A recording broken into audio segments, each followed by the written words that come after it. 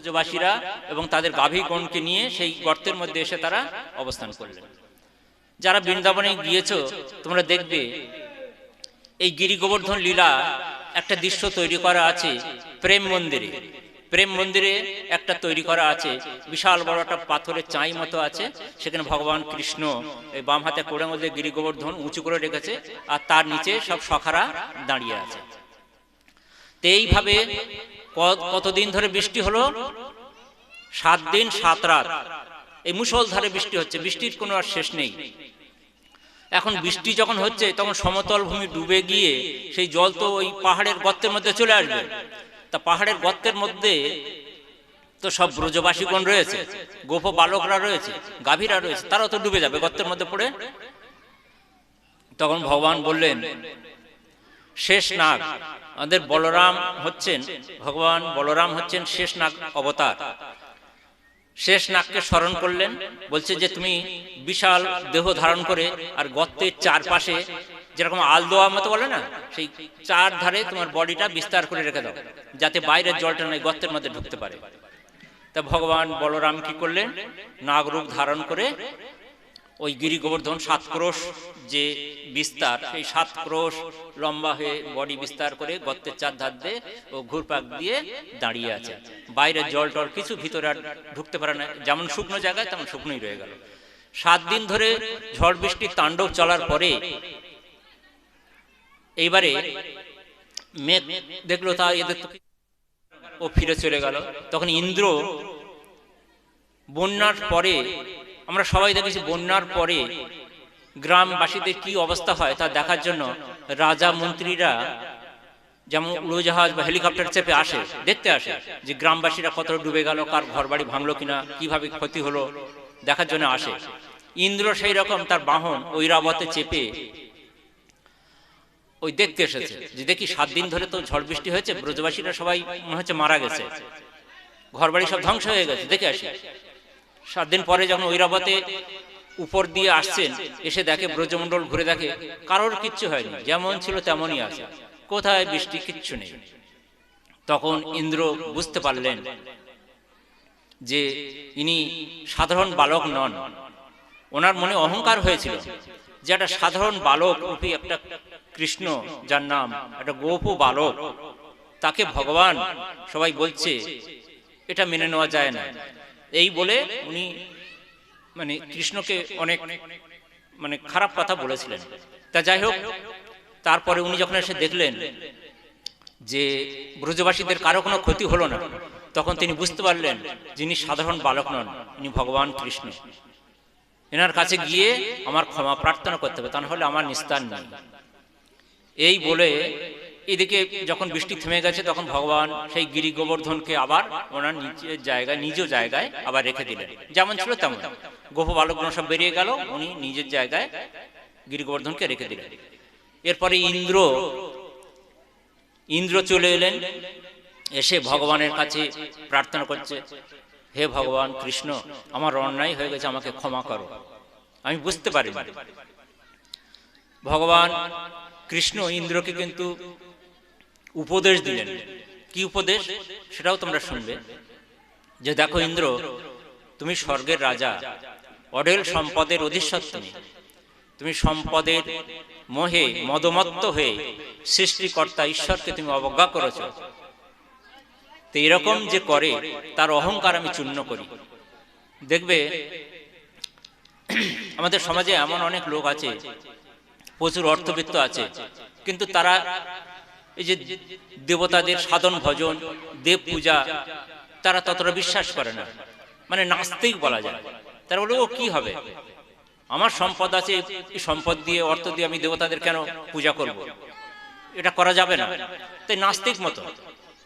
কিন্তু ভগবান বলছেন যে দেখো, কেউ যখন অর্থ সম্পদে মদমত্ত হয়ে উন্মত্ত হয়ে যায়, তার অহংকার আমি ভগবানকে সে যখন অবজ্ঞা করে, তার অহংকার আমি চূর্ণ করি, তা তুমি কখনো এরূপ করবে না। তখন ইন্দ্র ভগবানকে পূজা করলেন এবং স্বর্গ থেকে সুরভি গাভী, যেটা ইন্দ্রের ছিল, সুরভি গাভীকে আনলেন, তার দুধ দিয়ে ভগবানকে অভিষেক করে পূজা করলেন। এবং ভগবান কৃষ্ণের এই যে গোবিন্দ, আমরা গোবিন্দ বলি না, গোবিন্দ নামকরণ করেছিলেন ওই ইন্দ্র। ইন্দ্রদেব কৃষ্ণের নতুন নাম দিয়েছিলেন গোবিন্দ। বৃন্দাবনে গেলে গিরি গোবর্ধন পরিক্রমা করার সময় এই গোবিন্দ কুণ্ড বা সুরভি কুণ্ড তোমরা দেখতে পাবে। সুরভি কুণ্ড, যে সুরভি কাবির দুগ্ধের দ্বারা সেই কুণ্ড পূর্ণ হয়েছিল, সেই সুরভি কুণ্ড বা গোবিন্দ কুণ্ড, ভগবান কৃষ্ণকে যিনি ইন্দ্র চান করিয়েছিলেন সেই সুরভি কাবির দুধ দিয়ে, সেটা এখনো বর্তমান আছে। তাই যাই হোক, ইন্দ্র ভগবানকে এইভাবে প্রশংসা করে তিনি স্বর্গলোকে চলে গেলেন। এখানে একটা প্রসঙ্গ আসছে যে ইন্দ্র ভগবানকে পরীক্ষা করতে এসেছিলেন এবং 7 দিন ধরে সমগ্র ব্রজমণ্ডলকে নষ্ট করে দিতে চেয়েছিলেন, এটাই তার মনে অভিসন্ধি ছিল। এর আগে একটা ঘটনা বলি যে ব্রহ্মাও ভগবান কৃষ্ণকে পরীক্ষা করতে এসেছিলেন যে ইনি গোপ বালক, ইনি ভগবান কৃষ্ণ হতে পারে না, এই বলে এই দুটোর অপরাধের তুলনা করা হবে এখানে। ব্রহ্মাও অপরাধ করেছিল, ইন্দ্র অপরাধ করেছিল। ব্রহ্মা কি করেছিল? ভগবানকে পরীক্ষা করার জন্য তিনি ওই ব্রজমণ্ডল বৃন্দাবনে যত গোপ বালক গোচারণে গিয়েছিল, সেই গোপ বালক এবং যত গাভী ছিল, গাভী গোবৎস সবাইকে নিয়ে তিনি এক গিরি গুহায় মায়া নিদ্রায় মগ্ন করে রেখেছিলেন 1 বৎসর কাল। সমস্ত গোপ বালক এবং ওই গাভীগণকে নিয়ে এক গিরি গুহার মধ্যে রেখে মায়া নিদ্রায় মগ্ন করে রেখে চলে গিয়েছিলেন যে আমি পরীক্ষা করব, কৃষ্ণ তো এদের নিয়ে খেলা করছে বা এই লীলা করছে, আমি পরীক্ষা করব। কিন্তু যথারীতি ভগবান কি করলেন? নিজ থেকেই সেই গোপ বালক এবং গাভীগণকে সৃষ্টি করে যথারীতি সেই বৃন্দাবন লীলা চালিয়ে গিয়েছিলেন। 1 বছর পরে ব্রহ্মা যখন এসে দেখলেন যে বৃন্দাবনে তো ভগবান সেই একই লীলা করে যাচ্ছেন, তাহলে আমার সেই গুহার মধ্যে যাদের লুকিয়ে রেখেছিলাম নিদ্রামগ্ন করে, তাদের কি হলো দেখে আসি। ব্রহ্মা গিয়ে দেখলেন যে তারা সেখানে নিদ্রামগ্ন হয়ে আছেন, সেইভাবে নিদ্রামগ্ন হয়ে আছে এদিকে, অথচ বৃন্দাবনে গোচারণ লীলা চলছে। তখন তিনি বুঝতে পারলেন যিনি সাধারণ মানব নন, ইনি ভগবান কৃষ্ণ। তখন তিনি কি করলেন? তার কাছে এসে, ভগবানের কাছে এসে অপরাধ স্বীকার করলেন। কিন্তু ইন্দ্রের অপরাধ ব্রহ্মার অপরাধের চেয়ে ইন্দ্রের অপরাধ বেশি। ব্রহ্মা তো কারোর ক্ষতি করেনি, সবাইকে নিয়ে একটা গিরি গুহার মধ্যে আবদ্ধ করে রেখেছিলেন। আর ইন্দ্র কি করেছিলেন? সমগ্র ব্রজমণ্ডলকে ধ্বংস করে দিতে চেয়েছিল। তাহলে অপরাধ ইন্দ্রের বেশি। কি ইন্দ্রকে ভগবান ক্ষমা করলেন আর ব্রহ্মাকে ক্ষমা করলেন না। ইনি পরবর্তীকালে হরিদাস রূপে তার জন্মগ্রহণ করতে হবে, এরকম একটা কাহিনী আছে। তো যাক, কেন ক্ষমা করলেন না? তিনি চিন্তা করলেন যে ব্রহ্মা যেটা করেছে সেটা অনেক বড় অপরাধ। আমি বৃন্দাবন লীলা, ভগবান বলছেন যে আমি বৃন্দাবন লীলা মাত্র 11 বছর কয়েক মাস আমার বৃন্দাবন লীলা, তাই এর মধ্যে যদি 1 বছর ব্রহ্মা নষ্ট করে দেয় তাহলে আমার বৃন্দাবন লীলা তো সম্পূর্ণ হলো না। 1 বছর বৃন্দাবন লীলা থেকে যদি কেটে দেয় তাহলে নষ্ট হয়ে গেল। 1 বছরের জন্য ভগবান লীলা সম্পন্ন করতে পারছেন না, সেই জন্য ব্রহ্মার উপরে ভগবান কৃষ্ণ রুষ্ট হয়ে গেলেন। তার সঙ্গে ব্রহ্মা যখন এসে ভগবানের কাছে ক্ষমা প্রার্থনা করলেন, তার সঙ্গে ভগবান কোনো কথাই বললেন না, এমন ভাব। আর ইন্দ্র সমগ্র ব্রজমণ্ডলকে নষ্ট করে দিতে চেয়েছিলেন, ধ্বংস করে দিতে চেয়েছিলেন, কিন্তু তাকে আশীর্বাদ করে আবার স্বর্গে পাঠালেন। কারণটা কি? এখানে একটা কারণ আছে যে এই 7 দিন ভগবান মনে করলেন যে গোপ বালকগণ গোচারণের পর সন্ধ্যের সময় যে যার মায়ের কাছে চলে যায়, যে যার বাড়ি চলে যায়, আমার কাছে তো কেউ থাকে না, এরা থাকে মাত্র দিনের বেলা। এই দিনের বেলা কয়েক ঘন্টা যখন গোচারণে থাকি, সেই সময় রাখাল বালকেদের সঙ্গে আমি মিলতে পারি, দেখা করতে পারি, তাদের সঙ্গ দিতে পারি। কিন্তু এই 7 দিন 7 রাত ধরে এই সমস্ত গোপ বালকগণ, গাভীগণ, বৎসগণ সব আমার কাছেই একসঙ্গেই আমরা অবস্থান করেছি। এটা ইন্দ্র করে আমার অনেক উপকার করেছে, আমার তৃপ্তি বিধানের জন্য ইন্দ্র অনেকটা উপকার করেছে। সেই জন্য ভগবান করুণাময়, দেখো কার উপরে তিনি রুষ্ট হন আর কাকে তিনি আশীর্বাদ করেন, এটাই তার প্রমাণ।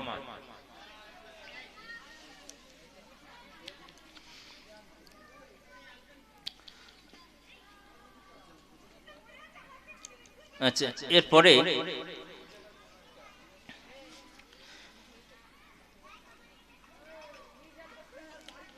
আমরা ভগবানের শরণাগতি, যে ব্রজবাসীগণ যে বিপদে পড়ে ভগবানের শরণ নিয়েছিলেন, এটা শরণাগতি। মানুষ যখন বিপদে পড়ে তখনই কিন্তু ভগবানকে স্মরণ করে, সহজে কিন্তু ভগবানকে ডাকে না। মানুষ যখন বিপদগ্রস্ত হয়ে যায় তখন ভগবানের শরণ নেয়। তো এই শরণাগতির 6টি লক্ষণের কথা বলা হয়েছে। শরণাগতির বা 6টি লক্ষণ, সেই শরণাগতি 6টি লক্ষণ কি কি বলছে? আনুক্লস্য সংকল্প, প্রতিক্লস্য বর্জনম, রক্ষস্যতি ইতি বিশ্বাসম। ভগবানের কাছে আমরা প্রার্থনা করি। সংকল্প করা মানে প্রার্থনা করা, হে ভগবান আমার এই রোগ ব্যাধির হাত থেকে মুক্ত করো, বা আমার এই পরিবারের বিপদের হাত থেকে রক্ষা করো। অনুক্লস্য সংকল্প আর প্রতিক্লস্য বর্জনম। প্রতিক্লস্য বর্জনম মানে কি বলছে? যে প্রতিকূল পরিস্থিতি যেটা হবে সেটা নিজের জন্য হতে পারে বা ভগবানের কাছেও সেটা বিরক্তিকর হতে পারে, এই রকম কোনো সংকল্প ভগবানের কাছে করা যাবে না, ভগবানের কাছে চাওয়া যাবে না। যে জিনিসটা চাইবো তার দ্বারা আমার অকল্যাণ হবে এবং ভগবানও দিতে কুণ্ঠাবোধ হবে, এমন জিনিস ভগবানের কাছে চাওয়া যাবে না। প্রতিক্লস্য বর্জনম, প্রতিকূল পরিস্থিতি যেটা সৃষ্টি হবে, ভালো করে শুনবেন, ভগবানের কাছে আমরা সবাই জিনিস চাই, কিন্তু কোন জিনিসটা চাইবো ভগবানের কাছে? প্রতিকূল পরিস্থিতির সৃষ্টি হবে এরকম জিনিস ভগবানের কাছে চাওয়া যাবে না। প্রতিক্লস্য বর্জনম, এখানে আমরা একটা কাহিনীর দ্বারা সুন্দরভাবে বর্ণনা করতে পারি যে ইন্দ্র মহর্ষি, দুঃখিত, মানে মহর্ষি নারদ, নারদ মুনি, ভগবান দেখো ভক্তের যখন অহংকার হয়ে যায় তখন তার অহংকার ভগবান নষ্ট করে দেন। এখন নারদ মুনির ইচ্ছা হলো তিনি কাম বিজয় করবেন। কামদেবের সবাই আমরা নাম জানি, বড় বড় মুনি ঋষিদের ধ্যান ভঙ্গ করতে কামদেবকে প্রেরণ করা হতো। কামদেবের পঞ্চবাণ ছিল, সেই বাণের আঘাতে তারা ধ্যানমগ্ন হয়ে যেতেন, তারা কাম প্রভাবে বিচলিত হয়ে পড়তেন, তাদের ধ্যান নষ্ট হয়ে যেত। এখন নারদ মুনির ইচ্ছা হলো তিনি কাম বিজয় করবেন, কামদেবকে জয় করবেন, এই জন্য তিনি তপস্যা করতে গেলেন। তাই তপস্যা করে তিনি সিদ্ধি লাভ করলেন, কিন্তু সেটা অন্য কাহিনী আছে। যাই হোক, তপস্যা সিদ্ধি লাভ করার পরে তিনি মনে মনে এমনই গর্ব অনুভব করলেন যে বললেন আমি কামদেবকে জয় করেছি, কাম আমার কোনো ক্ষতি করতে পারবে না। এই বলে তিনি শিবের কাছে গেলেন, শিব ঠাকুর কৈলাসে গিয়ে শিব ঠাকুরের কাছে বললেন যে প্রভু মহাদেব আমি কাম বিজয় করেছি। তো বলছে দেখো নারদ, তুমি এ কথা কিন্তু তোমার যে সাধনার দ্বারা কাম বিজয় করেছ তুমি বলছো তো, তাই সাধনার কথা কারো কাছে বলতে নেই, তা তুমি এ কথা কাউকে বলো না। এই বলে তাকে বিদায় দিয়ে ছেড়ে দিলেন। এখন নারদ মুনি মনের মধ্যে একটা অহংবোধ রয়েছে যে কাম বিজয় করেছে, সেই জন্য তিনি কি করলেন? তিনি ব্রহ্মলোকে চলে গেলেন, ব্রহ্মার কাছে গিয়ে বলছে প্রজাপতি ব্রহ্মা, পিতামহ ব্রহ্মা, আমি কাম বিজয় করেছি। তো বলছে শোনো নারদ, তুমি এ কথা যেন পালনকর্তা বিষ্ণুর কাছে বলো না, বারণ করছে। কিন্তু নারদ শুনবে কেন? নারদের মনে একটা অহংকার এসে গেছে, কামদেবকে জয় করেছে, বড় কথা। সাধারণ মানুষ মুনি ঋষিদের যেখানে ক্ষমতা নেই সেখানে নারদ ঋষি জয় করেছে কামদেবকে। এখন তিনি মনের মধ্যে আনন্দে উৎফুল্ল হয়ে চলে গেলেন বৈকুণ্ঠ লোকে। বৈকুণ্ঠ লোকে গিয়ে ভগবান শ্রীহরির কাছে বলছে যে ভগবান আমি কামদেবকে জয় করেছি। তো বলছে তুমি কামদেবকে জয় করেছো, তা তো খুব ভালো কথা। তা ঠিক আছে, তুমি কামদেবকে যখন জয় করেছো খুব ভালো কথা। এই বলে উনি বিদায় হয়ে চলে এলেন। নারদ বিদায় হয়ে চলে আসছেন, তখন ভগবান শ্রীহরি কি করলেন? বলছে যে নারদের মনে একটা অহংকার জন্মেছে, কামদেবকে জয় করেছে। তা ভক্তের মনে যখন অহংকার হয়, সেই অহংকার তিনি নির্মূল করার চেষ্টা করেন, তা নাহলে তিনি আবার সোজা পথে চলতে পারবেন না। ওই যে অহংকার এসে যাবে, ওর দ্বারা তিনি পতিত হয়ে যাবে। তা নারদ যখন চলে আসছেন, খুব মজার একটা কাহিনী এইটা, প্রতিক্রস্য বর্জনম, প্রতিকূল সংকল্প বর্জন করতে বলছে, তার একটা উদাহরণ এটা। তা যখন আসছেন তখন ভগবান একটা মায়া নগরী তৈরি করলেন, একটা বিশাল বড় মায়া নগরী তৈরি করলেন, মানে প্রাচুর্যে ভরা নগরী। সেই নগরীর রাজা হলেন কে? শিলনিধি। সেই নগরীর রাজা হলেন শিলনিধি। তার একটা সুন্দরী কন্যা আছে শ্রীমতী। তা সেই কন্যার বিয়ে হবে শ্রীমতী, শিলনিধির কন্যা শ্রীমতী। এখন শ্রীমতী স্বয়ম্বর সভা হবে, সেই জন্য সেই রাজ্যের সাজো সাজো রব, চারিদিক থেকে সব রাজপুত্ররা এসে গেছে। রাজকন্যার বিয়ে হবে, বড়মাল্য যার গলায় দেবে তাকেই ওই কন্যা প্রাপ্তি হবে। তাই এইভাবে আয়োজন চলছে, সাজো সাজো রব। এদিকে নারদ মুনি আসছেন সেই পথ দিয়ে, সেই মায়ানগরী। ভগবান কিন্তু সৃষ্টি করে দিয়েছে মায়ানগরী নারদের অভিমান নষ্ট করার জন্য। সেই মায়ানগরীর পথ দিয়ে যখন আসছেন, তখন চারধারে লোকজন সেজে গুজে সবাই আসছে রাজবাড়ির দিকে, রাজপুত্ররা আসছে। তখন জিজ্ঞাসা করছে যে এখানে কি উৎসব হচ্ছে, কেন তোমরা যাচ্ছ? তো বলছে আপনি জানেন না, এই শিলনিধির কন্যা শ্রীমতীর আজকের স্বয়ম্বর সভা হবে, তা সেই জন্য আমরা যাচ্ছি। সব আমরা ওখানে যাচ্ছি, অনেক রাজপুত্ররা যাচ্ছে, রাজার মেয়ের বিয়ে হবে, ওই জন্য আমরা যাচ্ছি, সব নিমন্ত্রণ। তা বলছে তাহলে আমিও যাই, একটু দেখে আসি, যাওয়ার পথে পড়েছ তো, তাই যাই একটু দেখে আসি। এই বলে নারদ এখন সেই শিলনিধির রাজসভার দিকে রওনা দিলেন। যখনই নারদ পৌঁছলেন, তখন শিলনিধি রাজা তাকে যথাযোগ্য সম্মান দিয়ে, আসন দিয়ে বরণ করে তাকে বসালেন। যেহেতু দেবর্ষি নারদ, তাকে বসিয়ে কুশল সংবাদ জিজ্ঞাসা করার পরে বলছেন যে, নারদমুনি বলছে যে মহারাজ, এই আয়োজনের কারণটা কি? তা বলছে আমার একমাত্র মেয়ে শ্রীমতীর স্বয়ম্বর সভা, সেই জন্য এই আয়োজন। তা আপনি যখন এসেছেন, তখন আমার এই কন্যার একটু হাতটা একটু গুনে দেখুন, এর কেমন স্বামী হবে, এর স্বামী কেমন হবে। তো হচ্ছে হ্যাঁ, সে তো ভালো কথা, আমি তো সর্ববিদ্যায় পারদর্শী, নারদ কিন্তু সর্বশাস্ত্রে পারদর্শী। তো বলছে ঠিক আছে, তাই হোক, আপনার মেয়েকে আনুন। এই বলে শিলনিধি তার কন্যা শ্রীমতীকে নিয়ে গেলেন নারদ মুনির কাছে। এখন শ্রীমতী যখন নারদের সামনে বসিয়েছে, নারদ মুনি যখন শ্রীমতীর মুখের দিকে দেখেছে, তখন ওই শ্রীমতীর রূপে মোহিত হয়ে গেছে। এত সুন্দর তার রূপ, সেই রূপ দেখে মুগ্ধ হয়ে গেছে নারদ। নারদ বলছে যে আমি কাম বিজয় করেছি, কিন্তু উনি কাম প্রভাবে বিচলিত হয়ে পড়লেন। শ্রীমতীর রূপ দেখে তিনি এত বিচলিত হয়ে পড়লেন, মনে মনে করলেন যে আমি একেই বিয়ে করব, কিন্তু মুখে বলতে পারছে না, মুখে বলতে পারছেন যে আমি বিয়ে করব। যথারীতি তার হাত দেখে নারদ মুনি বললেন, এনার ভগবান তুল্য স্বামী লাভ হবে। নারদ মুনি বললেন, এনার ভগবান তুল্য স্বামী লাভ হবে, মানে বিষ্ণুর রূপ সম্পন্ন স্বামী প্রাপ্ত হবে। এই বলে উনি বিদায় নিয়ে বাইরে বেরিয়ে গেলেন। যাই হোক, এসে নারদ মুনির মন তো বিচলিত হয়ে গেছে, ওই শ্রীমতীকে বিয়ে করবে। তাই শ্রীমতীকে বিয়ে করতে গেলে বলছে আমি তো এই জটাজুটো ধারী, আমার তো চেহারা তত ভালো নয়, তাই এই রূপ নিয়ে গিয়ে আমি যদি স্বয়ম্বর সভায় যাই, শ্রীমতী এত সুন্দরী, ও তো আমার গলায় বড়মাল্য দেবে না। তা উনি চলে গেলেন, ফের সেই বৈকুণ্ঠ ধামে চলে গেলেন। শ্রীহরির কাছে গিয়ে বলছে, প্রভু আমি আর একবার এসেছি, তোর কি দরকার? নারদ তোমার কি প্রয়োজন?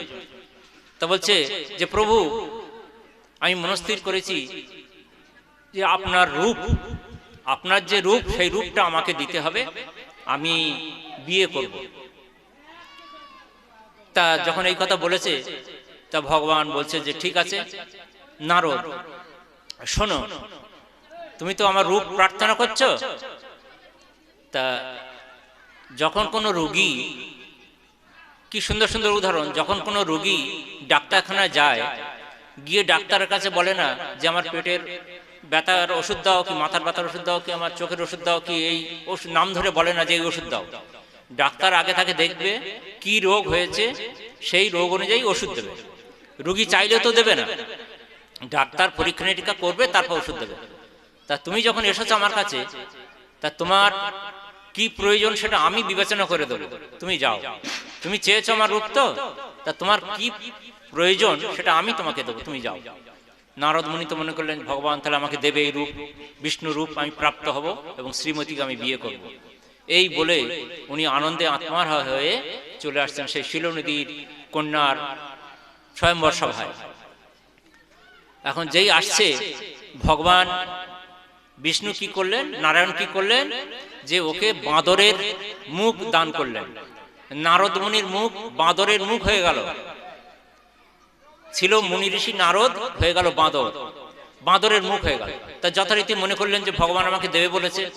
উনি আনন্দে নাচতে নাচতে সেই আসরে এসে হাজির, সেই মানে স্বয়ম্বর সভায় এসে হাজির। সব মানে রাজা ছেলেরা বসে আছে, দেবতারা বসে আছে, উনি একটা আসন নিয়ে বসে আছে।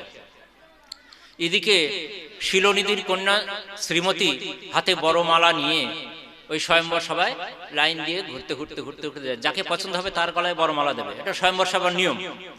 এখন সমস্ত রাজপুত্রদের যার সামনে যাচ্ছে সে মাথা এরম বাড়িয়ে দিচ্ছে যে আমার গলায় দিক, কিন্তু রাজকন্যা দিচ্ছে না। ঘুরতে ঘুরতে ঘুরতে এরকম গেটের ধারে গিয়ে দেখে নারদ মুনি বসে আছে। তা নারদ মুনি বসে আছে, ওর মুখটা হলো বাঁদরের মুখ। নারদের মুখের দিকে চেয়ে দেখে বাঁদরের মুখ, তা মুখ ঘুরিয়ে নিয়ে চলে গেল। এখন নারদ মুনির পাশে শিবের অনুচর নন্দী আর ভৃঙ্গি, ওরা দুজন বসেছিল। ওই যখন স্বর্গলোক থেকে আসছে, বৈকুণ্ঠ থেকে আসছে, তখন নন্দী ভৃঙ্গি ওই মুখ দেখে ওদের খুব হাসি লেগেছে, বলছে যাই আজকের একটা দারুণ ঘটনা হবে, দেখে আসি বলে ওরাও এসে ওই নারদ মুনির পাশে তারা বসেছিল। যখন বরমালা না দিয়ে শিলনিধির কন্যা শ্রীমতী ফিরে যাচ্ছে, তখন ওরা দুজনে হেসে উঠেছে, হেসে উঠেছে। তা হেসে যখন উঠেছে তখন নারদ মুনির খুব রাগ হয়ে গেছে। একে তো মালা পরায়নি, তার উপরে ওরা দুজনের পাশে হি হি করে হেসে উঠেছে, খুব রাগ হয়ে গেছে। যাই তোমরা দুজন হাসছো কেন, তোমরা হাসছো কেন? তো হচ্ছে তোমার মুখটা দেখো, জলেতে গিয়ে তোমার মুখটা দেখো। নারদ তাড়াতাড়ি উঠে গিয়ে জলেতে মুখের ছবি দেখে যে বাঁদরের মুখ হয়ে গেছে। তখন রেগে গিয়ে নারদ কিন্তু ভগবানকে অভিশাপ দিয়েছিল। নারদ কিন্তু ভগবানকে অভিশাপ দিয়েছিল যে ভগবান নারায়ণ, তুমি আমাকে বাঁদরের মুখ দিয়েছো, আমি বিয়ে করতে চেয়েছিলাম, আমাকে বঞ্চিত করেছো, তা আমি তোমাকে অভিশাপ দিচ্ছি, তুমিও তোমার স্ত্রী বিরহে এরকম কষ্ট পাবে, তুমিও তোমার স্ত্রী বিরহে এরকম কষ্ট পাবে। তা সেটা আমরা সবাই দেখেছি, মানে ত্রেতা যুগে ভগবান রাম স্ত্রী সীতার বিরহে এই কষ্ট পেয়েছিলেন। এরকম অভিশাপের অনেক কারণ আছে। যাই হোক, এদিকে ওই শিলনিধির কাহিনীটা বলছি। ওদিকে ভগবান কিন্তু বিষ্ণু তিনি নিজ রূপ ধারণ করে এসে ওই আসরে এলেন এবং শিলনিধির কন্যা শ্রীমতী তার গলায় বড়মালা দিলেন। তাহলে এখানে এই যে বলছে প্রতিকূলস্য বর্জনম, সংকল্প করতে হবে কি রকম, ভগবানের কাছে যেমন তেমন জিনিস চাওয়া যাবে না। ভগবানের কাছে যেমন তেমন জিনিস চাওয়া যাবে না। যে জিনিসটা আমাদের কল্যাণকারী, সবার কল্যাণ হয়, ভগবান দিতে কুণ্ঠিত নন, এমন জিনিস চাইতে হবে। তবে কি চাইবে ভক্ত, কি চাইতে পারে? এই জড় ঐশ্বর্য সুখ এসব তো চেয়ে কোনো লাভ নেই।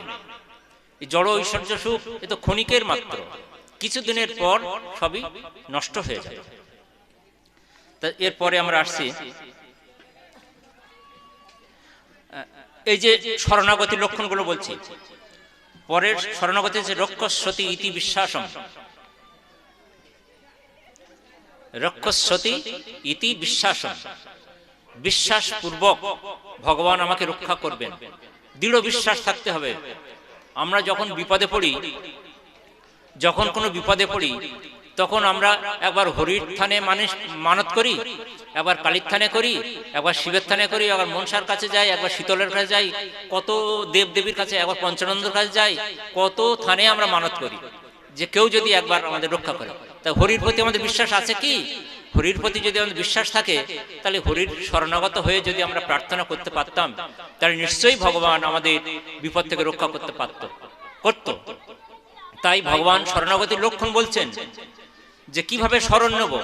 সবাই বলছে হে ভগবান আমি তোমার শরণ নিলাম, হে ভগবান আমি তোমার শরণ নিলাম, আমাকে রক্ষা করো, কিন্তু মনে বিশ্বাস নেই। হরির থান থেকে বাইর হয়ে গিয়ে শীতলার থানে ফের মাথা ঠাকুর বলছে মা তুমি আমাকে একটু দেখো, আবার কালীর থানে গিয়ে বলছে মা তুমি আমাকে একটু দেখো। তাহলে হরির প্রতি আমাদের কি বিশ্বাস রইল? হরির প্রতি বিশ্বাস নেই। তাই বলেছেন রক্ষস্রোতি ইতি বিশ্বাসম, পূর্ণ বিশ্বাস। এ বিষয়ে একটা কাহিনী আছে। এই পূর্ণ বিশ্বাস, ত্রেতা যুগে রামচন্দ্র যখন ঋষ্যমুখ পর্বতে পৌঁছলেন, সেখানে বালি আর সুগ্রীব দুই ভাই। তা বালি সুগ্রীবকে রাজ্য থেকে তাড়িয়ে দিয়েছিলেন। বালির ভয়ে ভীত হয়ে ঋষ্যমুখ পর্বতে সুগ্রীব থাকতেন। যখন রামচন্দ্র ভগবান রামের সঙ্গে মিলন হলো, দেখা সাক্ষাৎ হলো, তখন বললেন যে প্রভু, আমি আপনার শরণ নিলাম, আপনি আমাকে রক্ষা করুন, আমার রাজ্য, আমার স্ত্রী, সমস্ত কিছু ফিরিয়ে দেন। তো ভগবান বলল ঠিক আছে, তোমাকে আমি এই কিষ্কিন্ধার রাজা করব।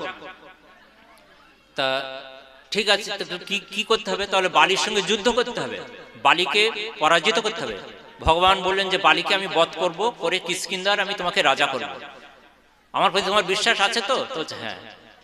তো বলছে যাও, বালির সঙ্গে যুদ্ধ করতে যাও, আর আমি এই দূরে তাল গাছের আড়ালে থাকবো, এখান থেকে বালিকে তীর মেরে ফেলবো। এই বলে সুগ্রীব বালির সঙ্গে যুদ্ধ করতে গেল। বালির সঙ্গে যখন যুদ্ধ করতে গেল, বালির কাছে কোন সুগ্রীব পারে, সুগ্রীবকে ধরে দুমদাম পেটাচ্ছে। এত পেটাচ্ছে যে সুগ্রীব আর কিছুতেই মানে সহ্য করতে পারছে না। তখন কোন রকমে বালির হাত থেকে ছাড়িয়ে পালিয়ে ছুটে চলে এলো। এসে হাঁপাতে হাঁপাতে যখন ভগবান রামের কাছে এসে হাজির, তখন রাম বলছে যে তুমি কেমন যুদ্ধ করলে? তো বলছে ভগবান রাম, আপনি যদি না পারবেন কেন আমাকে পাঠালেন বালির কাছে মার খেতে? কেন পাঠালেন? আপনি তো বললেন যে রাম যে বালিকে মেরে দেবেন, বধ করবেন, তা কই? তা না করে আপনি চুপ করে দাঁড়িয়ে দাঁড়িয়ে এখানে মজা দেখছিলেন, আর আমাকে বালির হাতে পেটা খাওয়ালেন, বালির হাতে পেটা খাওয়ালেন। তাই তো ভগবান বলছে যে দেখো সুগ্রীব, ভগবানের প্রতি তোমার পূর্ণ বিশ্বাস। এখানে একটা প্রসঙ্গ আসছে যে ভগবানের যখন মানুষের পূর্ণ বিশ্বাস না জন্মাবে, ততক্ষণ ভগবান কিন্তু ভক্তের কোনো কল্যাণ করবেন না। ভগবানের প্রতি পূর্ণ বিশ্বাস চাই। ভগবানের প্রতি পূর্ণ বিশ্বাস যখন জন্মাবে, তখন ভক্তের রক্ষা করার দায়িত্ব ভগবান নিজেই গ্রহণ করবেন। এরপরে কি করলেন? লক্ষণ গজপুষ্পের মালা সুগ্রীবের গলায় পরিয়ে দিলেন। ভগবান রাম বালির মাথায় হাত দিয়ে, এই সুগ্রীবের মাথায় হাত দিয়ে আশীর্বাদ করলেন যে যাও, তোমার জয় অবশ্যম্ভাবী। এর ফলে সুগ্রীবের মনে দৃঢ় বিশ্বাস জন্মালো, ভগবানের প্রতি দৃঢ় বিশ্বাস। সেই জন্মানোর পরে তিনি পুনরায় যুদ্ধ করতে গেলেন। যুদ্ধের সময় রাম বালিকে বধ করলেন। এরপরে সুগ্রীবকে কিষ্কিন্ধার রাজা করলেন। তাই এখানে রক্ষস্রোতি ইতি বিশ্বাসম,